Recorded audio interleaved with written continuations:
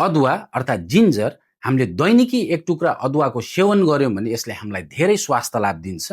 आज म तपाईहरुको बीचमा अदुवाको स्वास्थ्य लाभको बारेमा कुरा गर्दैछु। नमस्कार, म तपाईहरुको फिजिशियन डाक्टर विवेक प्रभात शाह। अदुवाको सेवनले हामीलाई मोसन सिकनेस हुनबाट बचाउ गर्दछ।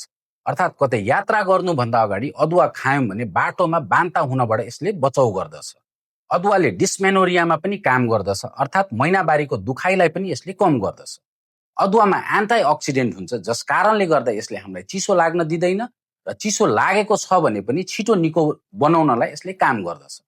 अदुवाले घाँटी दुखाइमा पनि काम गर्दछ र यसको अन्य फाइदाहरू जस्तै कि यसले हाम्रो मुटुलाई स्वस्थ राख्नलाई मद्दत पुर्याउँछ, तौल नियन्त्रण गर्नलाई पनि मद्दत पुर्याउँछ, साथै यो हाम्रो पेटको लागि एकदमै राम्रो हो र विशेष गरेर जाडो महिनामा यसले हामीलाई जिउ तताउनलाई मद्दत पुर्याउँछ।